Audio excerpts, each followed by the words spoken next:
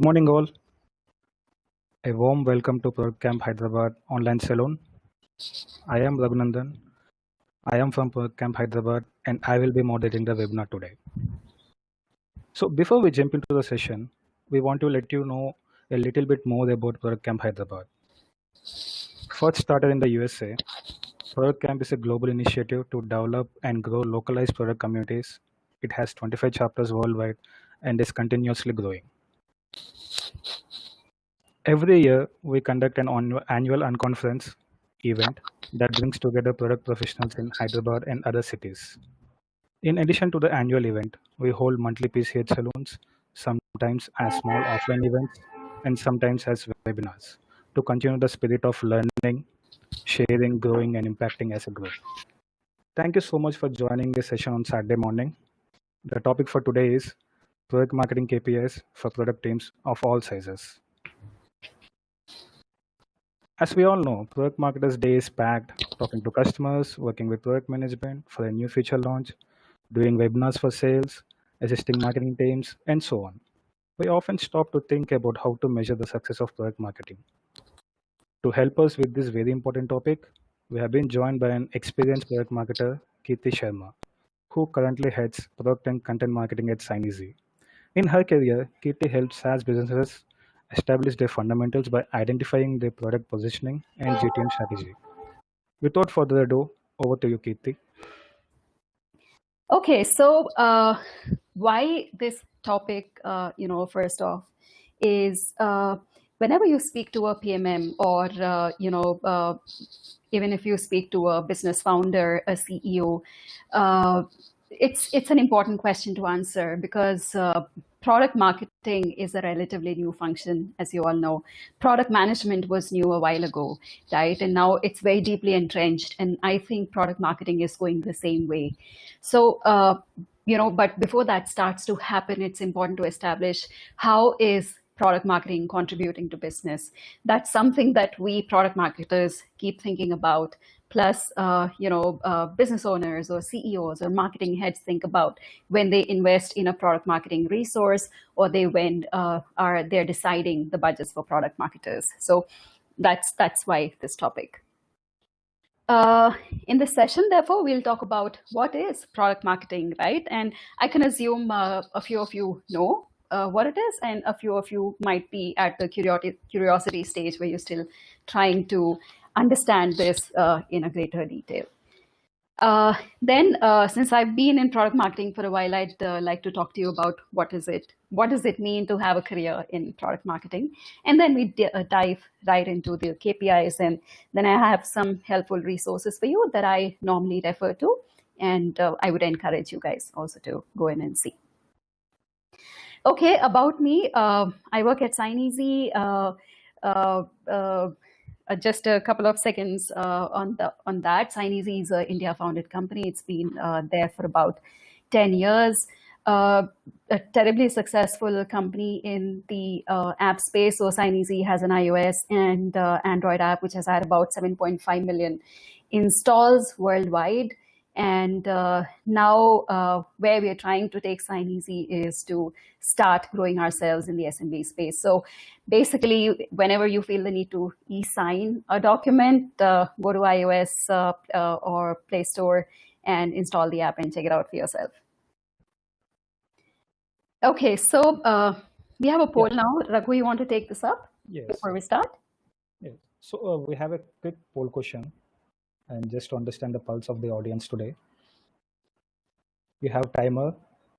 You can just share your votes.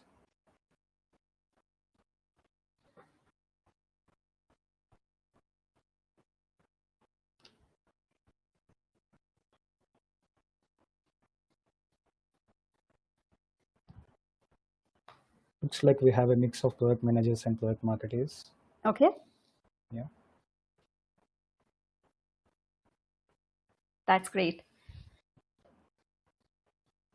Do you want to share the breakdown, Raghu, Yes. or should we move forward? We'll just wait for 10 seconds. All right. The timer is done.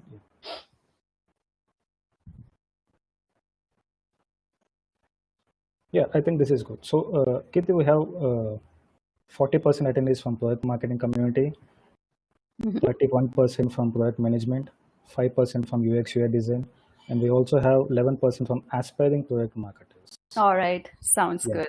That's a good mix. So I hope that the product marketers and the aspiring product marketers will, find something valuable in, hearing about my experience. And I hope product management guys will understand better about what we do and how to collaborate better with product marketing.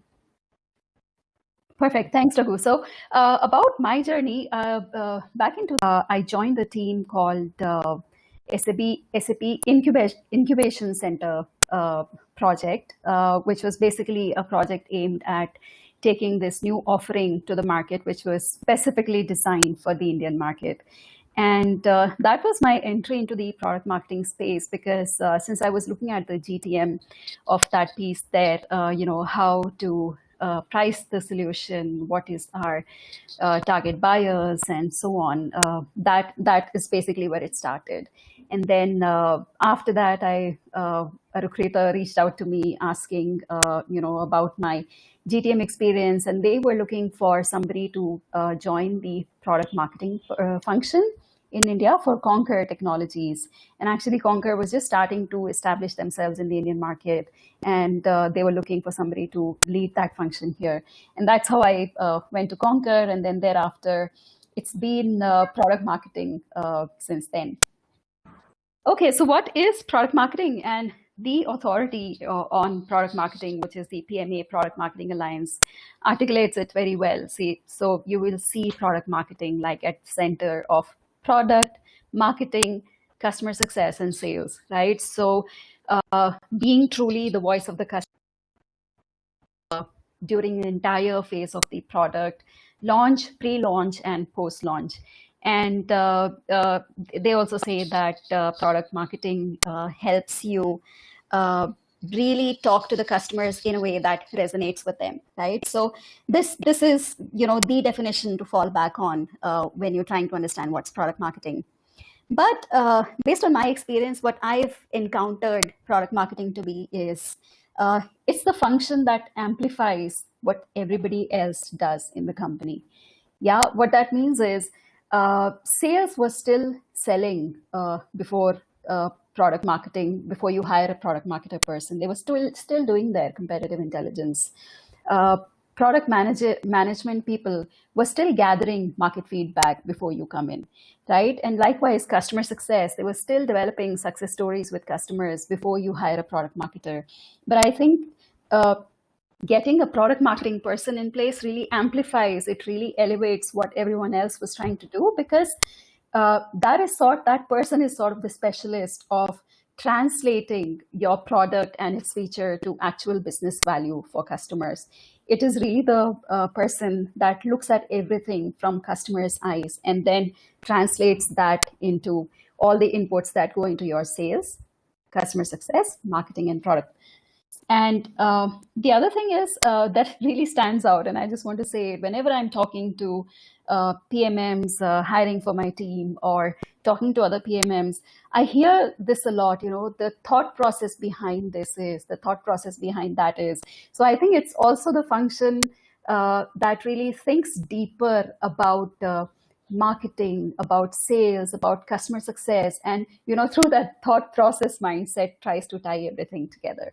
So that's how I would define product marketing. So what do product marketers do? And there are really many ways to break this down based on who the company is, what industry they're in, what stage of growth they are, and what are their growth ambitions.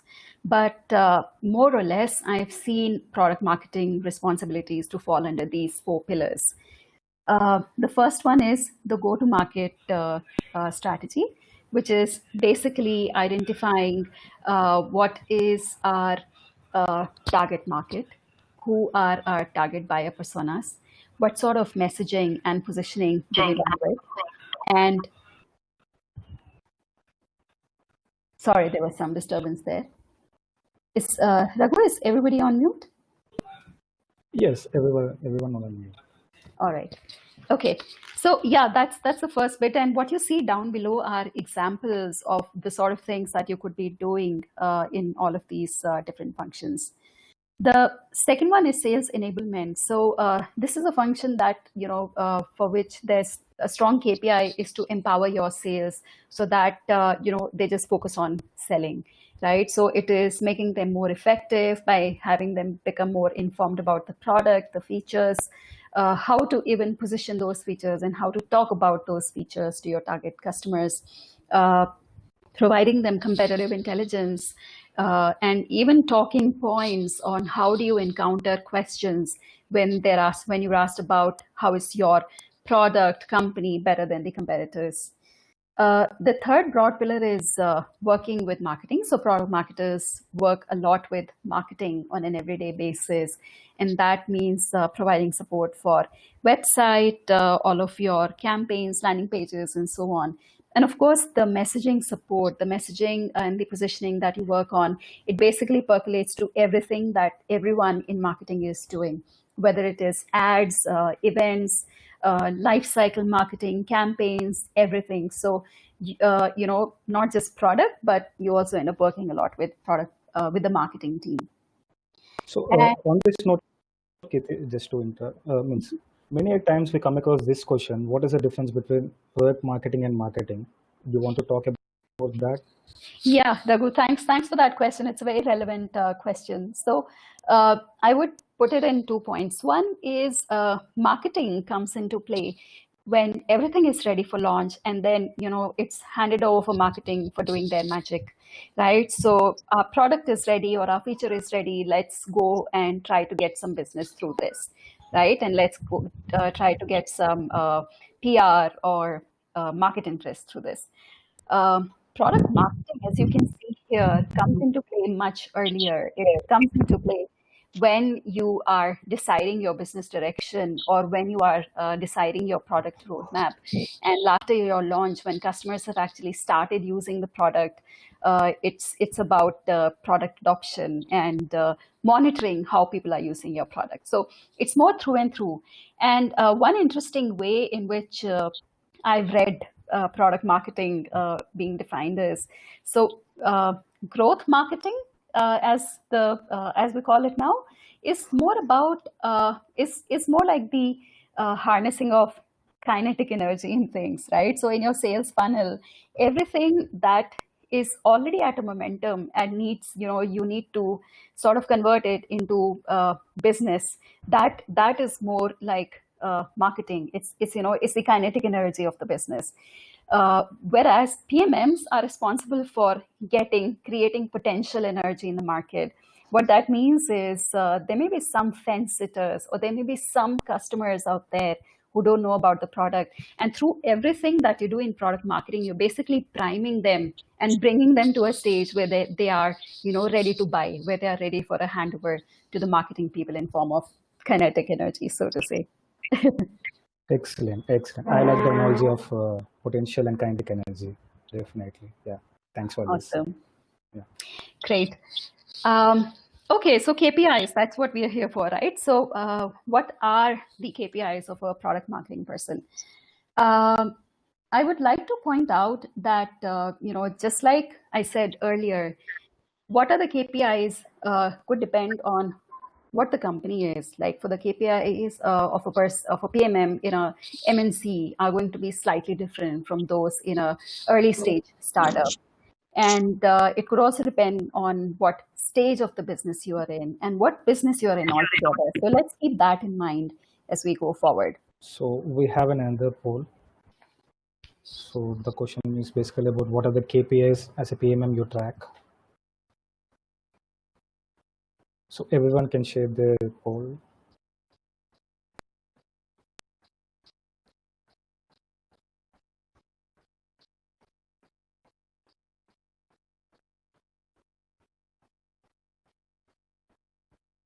So I think there's a stiff competition.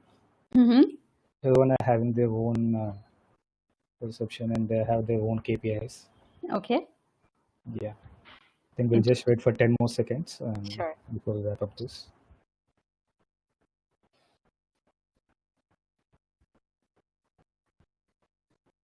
Okay. So interestingly, the winner is brand awareness Mm-hmm.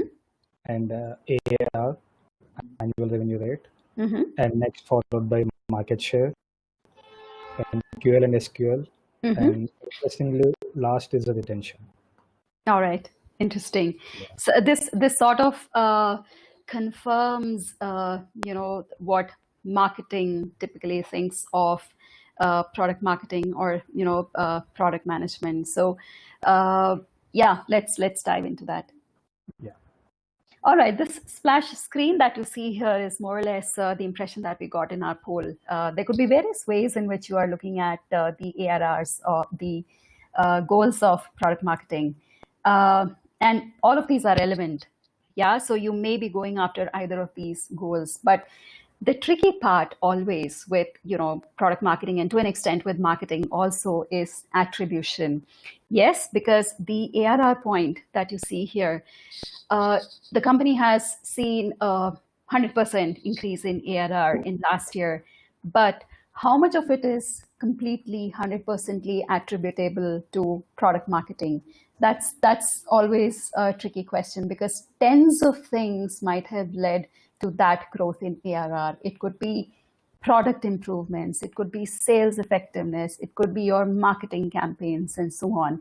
So you will see that some of them are leading indicators of product marketing, right? So areas where product marketing has contributed to growth, definitively, but it's impossible to put a direct number to it. And some of these will be direct indicators, very few of them, but some of them will be direct indicators of how PMMs contribute to growth. And let's dive into that. Also about KPIs, there can be various ways of looking at it, right? They can be qualitative KPIs versus quantitative KPIs. Qualitative, of course, are actual real quantitative will be the real numbers, and qualitative is overall feedback that you're getting from, customers, or what they are saying about you on various platforms. Then the other thing is your PMM could be more inclined towards, could more be attuned towards product versus marketing, right? So there's always a debate about who should PMMs be reporting to. Should it be the product team or the marketing team? So even there, the way you decide your KPIs, it could be more product heavy or marketing heavy. Other way to break down KPIs is also by pre-product market fit and post-product market fit, which I think makes a lot of sense, because it sort of clearly separates how you measure your KPIs.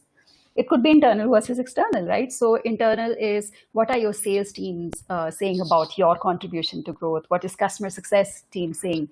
Versus what are your external stakeholders, which is customers, what are they saying? And then lastly, another thing to keep in mind is what are the direct KPIs and what are the leading indicators of the influence that product marketing is making.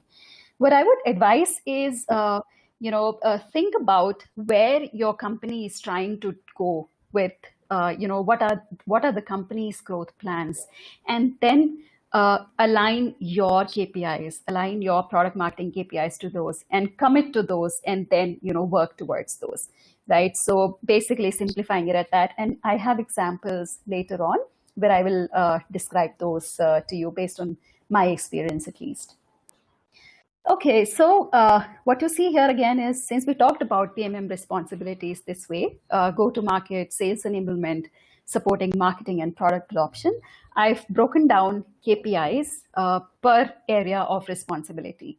And you will see that there are two types. One is the company that has determined a product market fit. It's a bigger company, it's been there for a while, it's figured out its space. And then there's a smaller company, which is a Series A or a Series B company, which is more in an experimental stage, and they don't know where that big growth is going to come from, or they have a sense of it, but they haven't still validated it. Yes, so I will cover this at a high level, and then I will tell you examples on how this is to be done. The first point is about GTM. How do you measure GTM KPIs in a company that has established a product market fit? So basically, think of a company that's existed for a while. their product is mature and they know who to sell to, and everything they have is targeted towards that market, right? So it's pretty straightforward for them. They go after growth in revenue, they try to increase their market share, and they try to upsell their existing products, right? And that's where PMMs KPIs come into. Everything they do should contribute towards these. Whereas if it's a smaller company, and like I said, I will cover this in an example, they are more about figuring out, I have this product X, and there are potentially 10 types of teams in a company that might be benefiting from my product.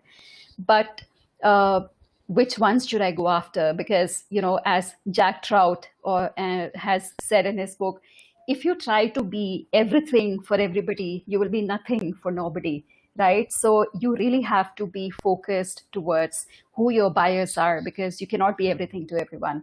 And that's why, especially in context of SaaS companies, and I'm talking B2B here, when you think about SaaS companies, that fitment of your product to market is very important. And I will tell you that at a later stage how. Also, brand personality. So very old tool. It's been Kefra's model. It's existed for a while, but this is so valuable, and I use it over and over again, because the way you are perceived in the market is who you actually are, right? To your buyers, you may be the most cutting edge in your own mind, but unless your prospects see you that way, you're not, right? So understanding what is what's my brand perception in the minds of people, and then also setting a target for yourself, right? This is my current brand personality, and this is how I want to be perceived, and then aiming for those. That's another metric to go after, and this can be done by very simple surveys. And the third is ARR. So you will see revenue is always a goal, right? That's why you're hired. But if in this bucket for a pre-product market fit company, it's more about finding more growth within the target segment that you've decided to go after. Why? Because you may be growing everywhere, but that's the growth that you cannot control. When you decide to focus, you need to also plan for growth within that segment. And that's why ARR, not just overall, but from that target market, is the key metric to go after. And then sales enablement. Here you will see, it's sales enablement is everything that you, and it comes from product training. It comes from soft skills training, of course, and it also comes from having them become knowledgeable about the industry that we're in, right? So everything that you can do to improve their knowledge and appear more consultative or more experts in selling, that's what sales enablement. And how do you measure your success there? Is win rates. Are they winning more vis-a-vis competitor, now versus before?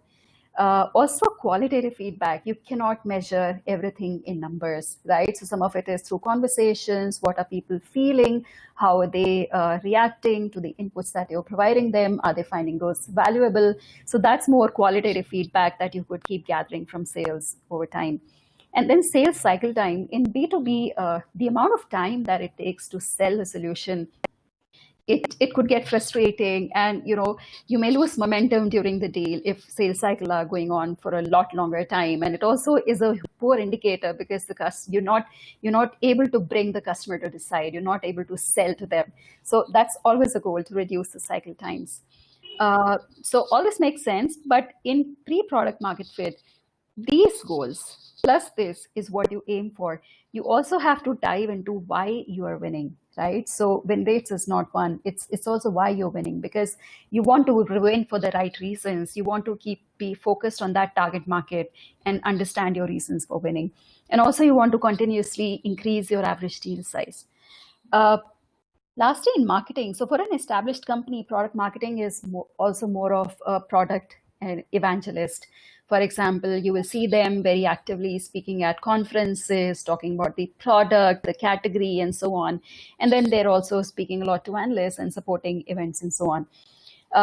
But in the Series A sort of company, it would just get more granular.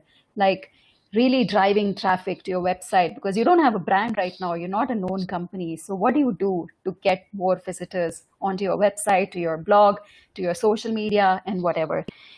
It's also about having them convert, right? And how well are those people converting is an indicator. And why it matters is because once you say this is the target market, uh, then you should be able to effect that change in the company so that everything that you do is targeted towards that market. And that should lead to conversions ultimately, and also basically reviews and so on.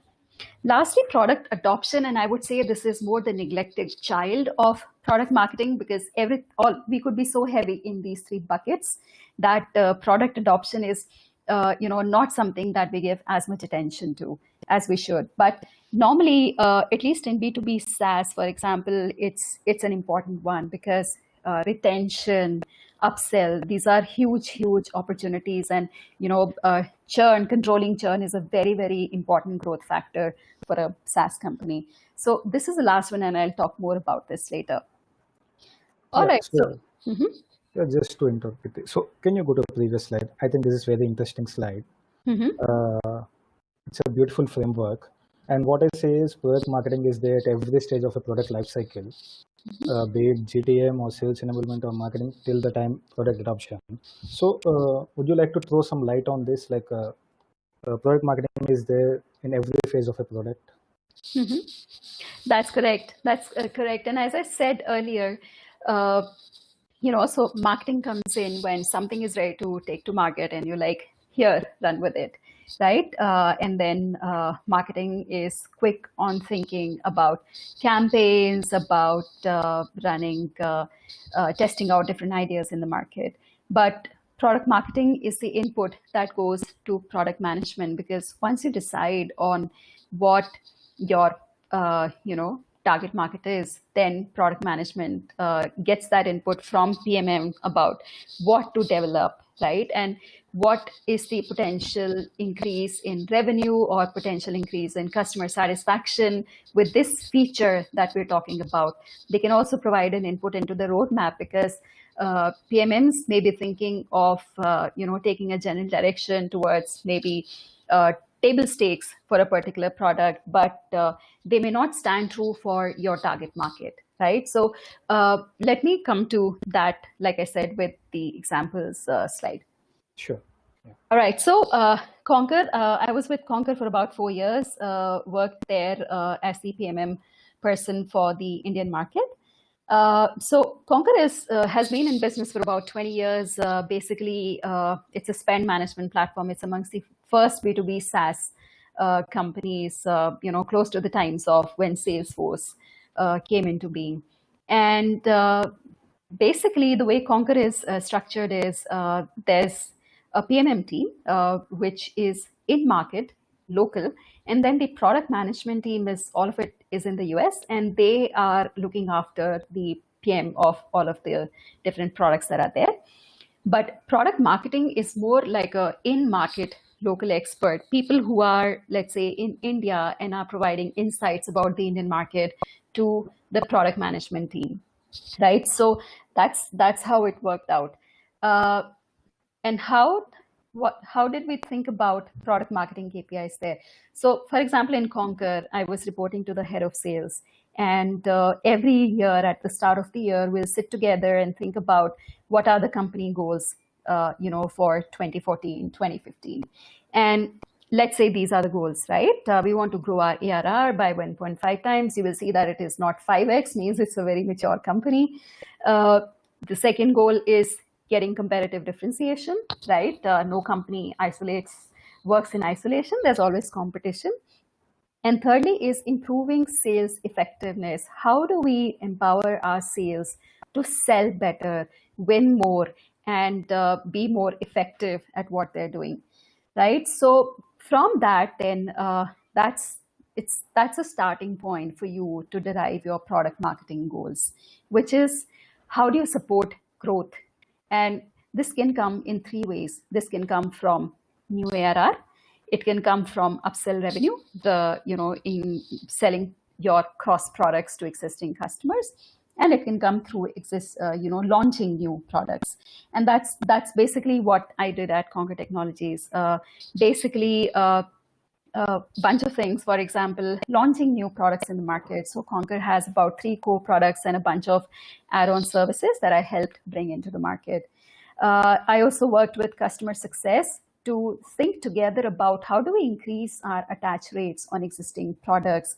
Are there certain types of customers that have a higher propensity to buy a certain product? And how do we position those products to them? How do we articulate value of those products to them?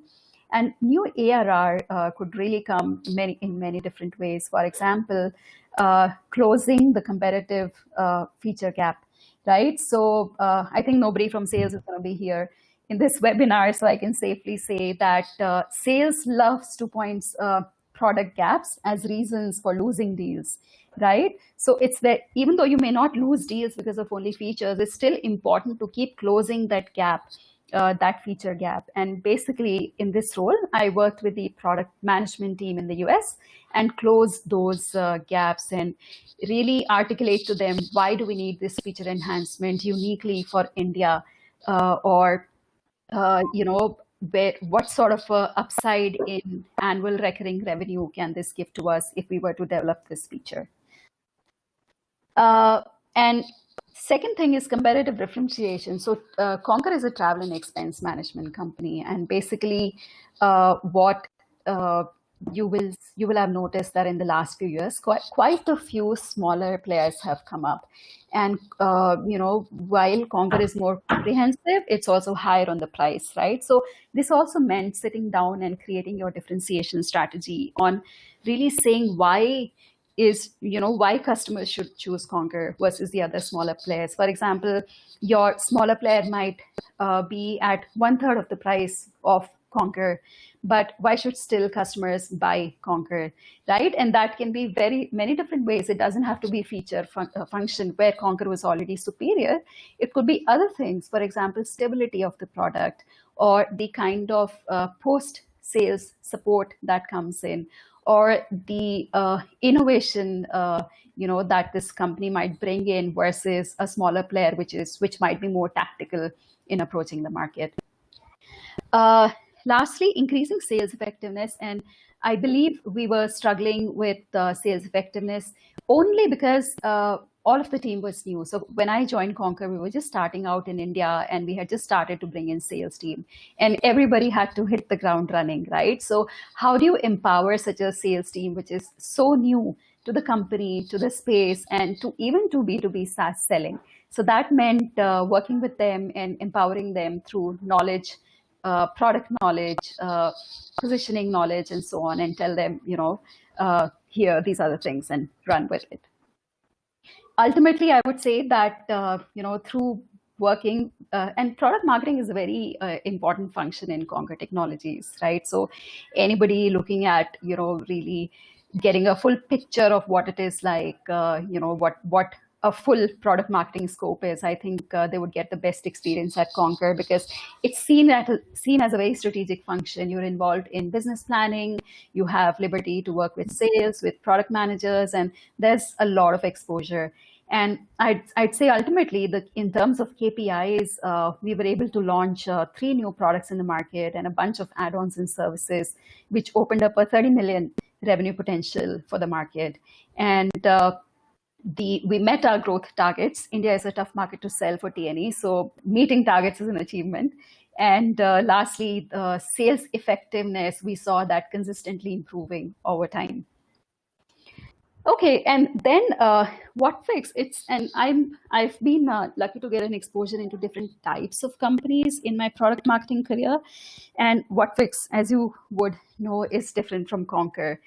Concur was an established company, knowing that we sell to CFOs best. They are our target persona. This is what CFOs care about. And these are the problems that Concur solves for these CFOs. But what fix is this new fresh company that was founded in 2015. And the PMM, it was only I was the first PMM that was hired there. And the product management team was about 4 to 5 people big. Whatfix is at a different stage now. They got Series C from Sequoia, and it's much bigger. But this is when I joined, and barely about 2 years ago. And so yeah, what was it like when I joined Whatfix? Uh, they had a goal to grow ARR by a huge percentage, as you can see. Uh, there was a strong competition play, and I'm sure most of the companies that you guys work in have a strong competitor play. There are many people trying to contend for the same space. So that was the second problem, because unless we figured out the competitive play, we wouldn't exist, because our competition was about 10 times bigger than us. And lastly, we wanted to position ourselves for the enterprise. And I'll tell you what that means. So now they bring in a product marketing person and they say, let's figure out our GTM, let's figure out our competitive differentiation, and let's start to be seen as a company for enterprises. Now, new company, and earlier on, right, you sell to whoever will buy, right? You don't apply any discretion. So Whatfix, we were selling to whoever would buy our digital adoption platform. But when you need to grow, like I said, you cannot be everything to everybody. You need to figure out your niche. And especially when you're up against a competitor that is 10 times your size, you have to be able to say, this is where my growth is going to come from. Why? Because that competitor has 6 times the size of your engineering team and maybe 8 times the size of your marketing team, right? So your engineering team would be 30 people big, but that competitor's team is 180 people big. So how do you compete against that? Because of course you cannot beat them on features, yes, and you cannot beat them on marketing. And that company, being a US based company, also made a lot of difference, because all of your sales is in market, and all of your marketing is more tuned to that American market. So what do? We were losing to that competitor, and sales was disappointed. And many times they were complaining to product management that we need to beef up the product, right? And that's sort of an ideal situation for a PMM. Why? Because clearly we can't beat them at product, we can't beat them in marketing. So that meant finding our niche and then doubling down on that. What that means is, in my very first few months there, what I did was find out who are the customers that love us for who we are, right? Corny as it sounds, who are the customers that love Whatfix and are happy with it, who rate us, who leave us great reviews on G2, who give us high NPS, and who say good things about us. And then looking into the sales funnel, we figured out, why do they like us, right? What is the reason that they chose us versus the competitor?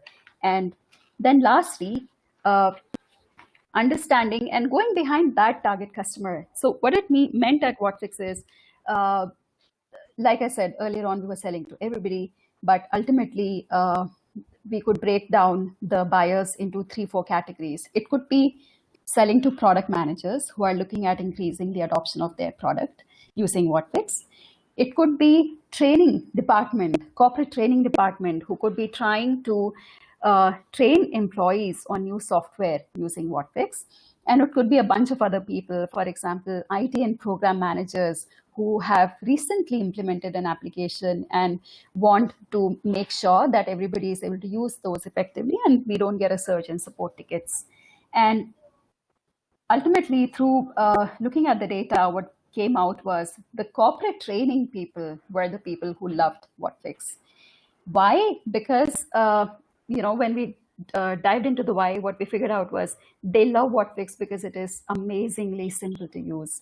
They love it because our customer success team goes over and above to solve their problems, and they're always available to answer those calls. And lastly, we also had some features inadvertently that we had built to provide better, to solve exact problems for these personas. So all of these 3 things came together and said, yeah, light bulb moment, these are the people that love us, and let's go behind them. And every product these days claims that they're simplest to use, that they are easiest, they have awesome customer service. The only thing that was different in WhatFix's case was that it was truly true. It was not just us saying that. All of our G2 crowd reviews said that. And the other thing that was different is our buyer persona really did care about these things, because when you think corporate training department, they are not really it. You don't think of a tech savvy person, right? You think of a more people's person, very connected, and just trying to get stuff done. So not really thinking about how can technology simplify my life. So, and in essence, that's why it wasn't that simple.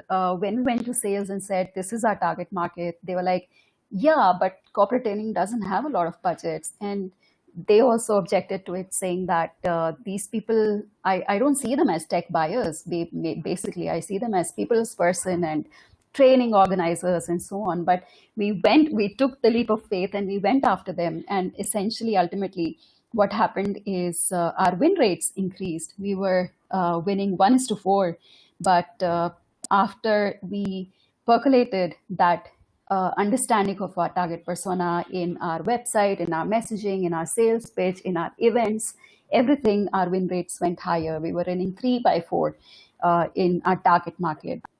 Our average deal sizes doubled, because even when we were looking at the sales funnel data, we saw that deal sizes where the corporate training person is a buyer is higher, because normally when they're buying company wide.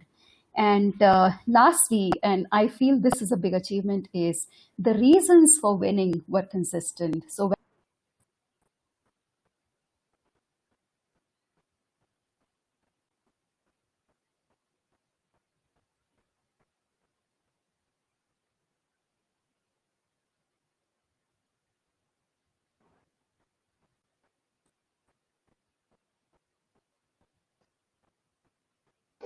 Kirti, can you hear us? Sorry, guys, there's a small technical glitch.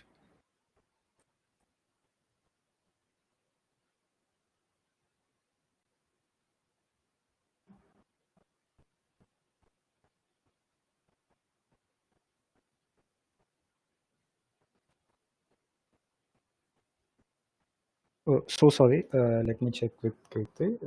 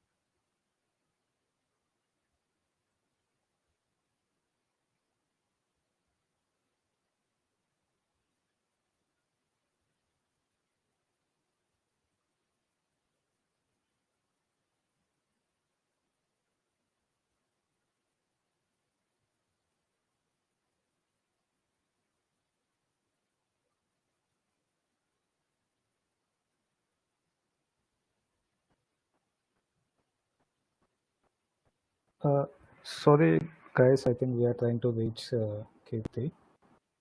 Just give us a couple of minutes.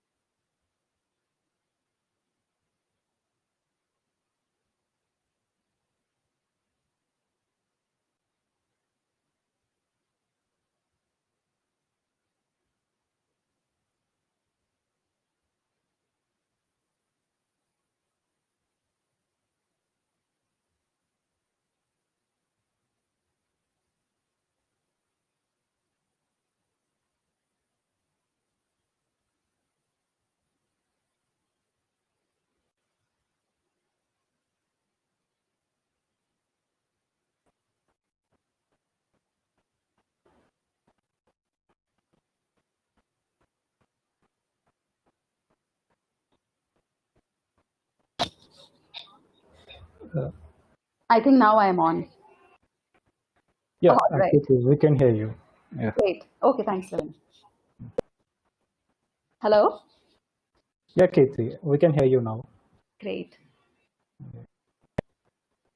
Okay, so just give me a second to set this up again. Um, all right. So I don't know what the problem was. Sorry. I switched to my current company, which is SignEasy, and I was telling you about the sort of things that we're facing here and what we want to be doing, right? So the company goals here is we want to become a preferred vendor for this new target market. And like I was saying, SignEasy has existed for about 10 years, selling to individual customers, which is, like I said, 7.5 million installs on the iOS and Android Play Store. But now, logically, we want to grow that pie. We want to start to become a B2B player from a B2C. And that's what new about this company. So we're just getting started here with that problem and with that direction. So I don't have a lot of insights to share on that. But essentially, it'll mean aligning to these company goals. How do you become a preferred vendor for this SMB market? How do you grow your ARR, by this huge number? And how to improve our organic presence? Why? Because till now, people have been finding us on the App Store, the iOS store. But how do you also grow that presence, on the space where SMBs are looking for solutions? And in terms of product marketing KPIs, what you could be signing up for is helping figure out that market, because when you say we're going after SMB, it's really broad, right? It's there are like millions of SMBs companies out there. So which ones in there do you want to go after? The second one is then driving initiatives to support that growth, working with marketing, product management, because once you decide this is the person to go after, then that's the sort of features that product management develops. That's the sort of marketing campaigns that marketing does. That's the way your website starts to look and so on. And lastly, also the quality of interest that you're getting from the market, right? So the conversions are a good metric of that, not just greater footfalls on the market. I will wind this up because we lost some time and we're running short on time as such. But here are some resources, and I think Lavina and Raghu will be sending you the slides. These are definitely some things that have helped me, and I'm sure will help you as well.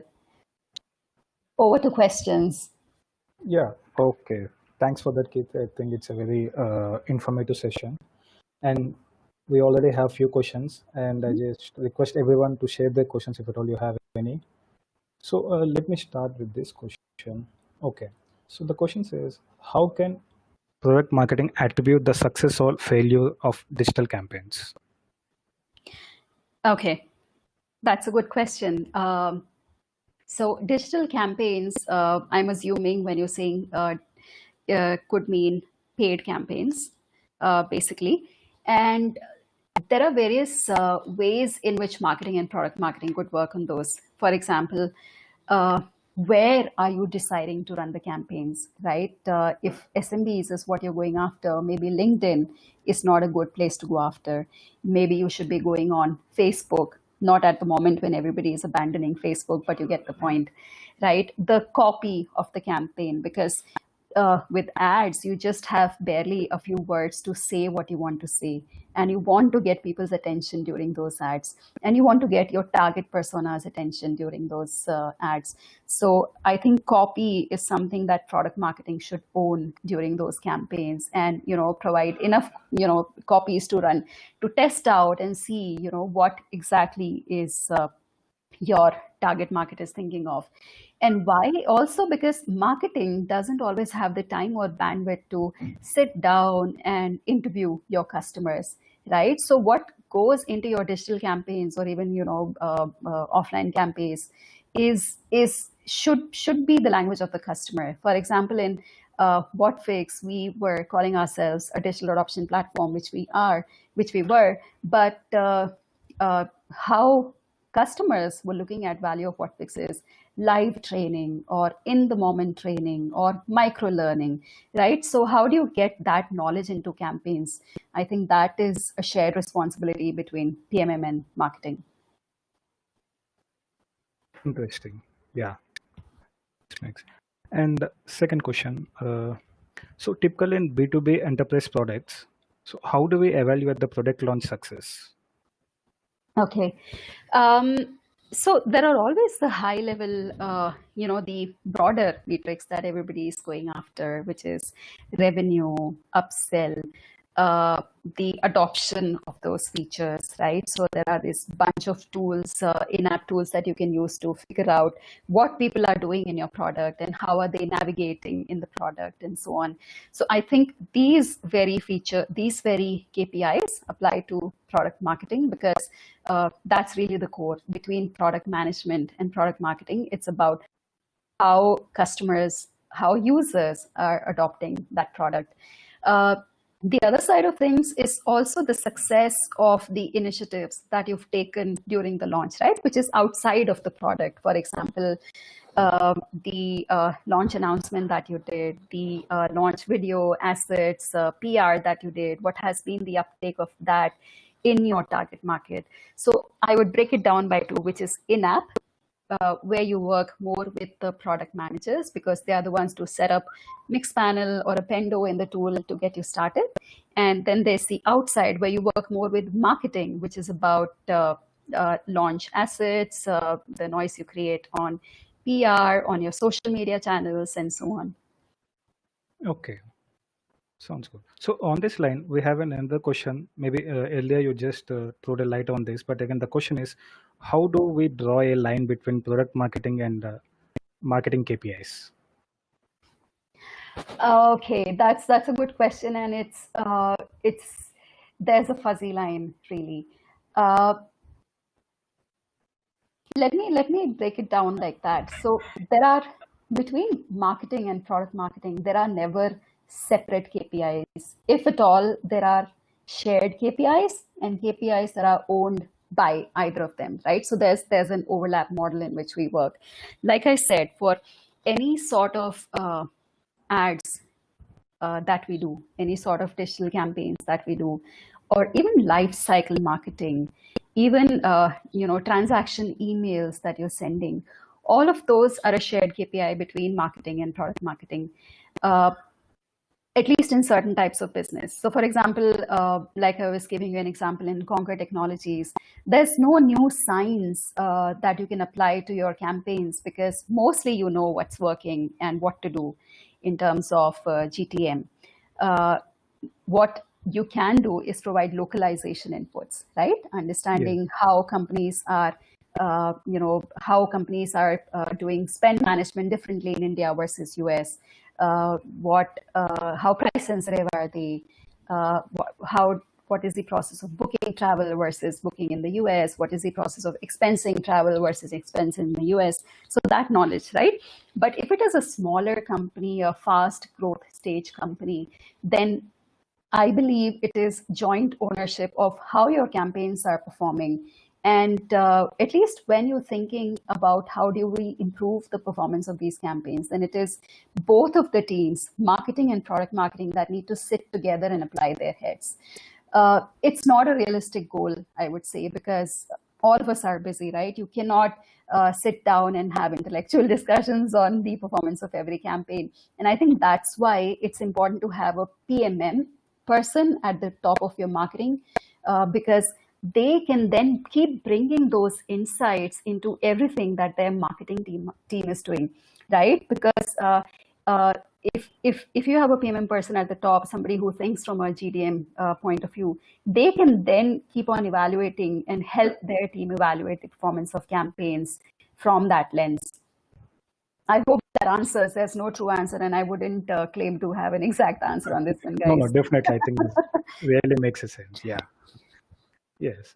So next question, Kirti. Any specific tips for marketing at international level? By this question, I mean like localization, which you are talking about. So any tips for that, how to localize the products or localize it to different geographies? Okay. Yes. So, Raghu, do you mean at international level? You said earlier on, do you mean marketing to a US audience sitting here, or do you mean localizing for our own local Indian market? I think the question just says any specific tips for marketing at international level. Okay. Means my understanding is localization. Maybe if at all we are working with other markets, what are the tips? Yeah, you said that at Conquer you are localizing the product to Indian market, right? So yes, I can give you an example. Conquer has a product called risk messaging. That's what it was called at that time, and that product is basically from employee safety standpoint. When employees are traveling for the company, business trips, it is in US, it's a responsibility of the employer to ensure the safety of employees. And that tool basically helps the company keep in touch with the employee, provide them useful information in how to navigate a new city, and also keep telling them about the company policies or reimbursement caps that apply in different cities based on eligibilities, right? So that product was a huge hit in the US because duty of care, there is that compliance mandate that companies need to ensure employee safety when they travel. We might have something like that in India, but not in practice, right? So localization in that sense meant when we were launching the product, we amplified the other benefits of the product, but not duty of care. For example, we know that companies in India are very price sensitive. We know that we have a lot of complicated expensing and travel related policies. We know that there isn't enough trust in companies when employees are traveling, and they want to keep reminding employees about the rules of X amount is the amount you can spend on a dinner, and you're eligible for this band of per diem versus the others, right? So we amplified these benefits for the Indian companies, that it helps you save money, and that's always very effective when you're talking to a CFO minded person, somebody who's always thinking about how do I optimize my company's expenses. So instead of duty of care, that was the localization bit that we did when we were launching the product. And I think that worked out well, at least for enterprises companies. Excellent. Excellent. Yeah. So I think in interest of time, we'll just take one last question. Mm-hmm. Even I was expecting this question. So what groundwork did you do while transitioning from PM to PM? What groundwork did I do? Yeah. Okay. Honestly, in SAP Labs, I was working as a product manager for BI, business intelligence, and that feels like such a long time ago. But mostly, it was a mature product, and I was looking at the APAC region, rolling out the product into the market, gathering requirements, scaling them up into the US development, the German engineering team. So I always break down product management into two parts. One is the inside out perspective and the outside in. The outside in is the more core product management perspective, which is growing the product roadmap based on what customers want, validating those use cases and scoping them out with engineering, and doing a great steady job in that. The inside out is going to market with your product, making noise about it, speaking at conferences and showcasing the product and so on.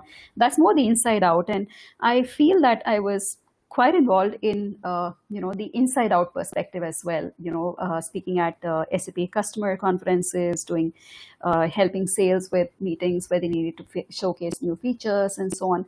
So it sort of came as a natural transition for me because I thought, let me just do this. Let me try how this works when I started that project in the incubation center team of SAP. So I believe even for you as a product manager, you could be heavy on either side, right? You could be heavy and based on where you think your inclination is and based on where you think you are better suited.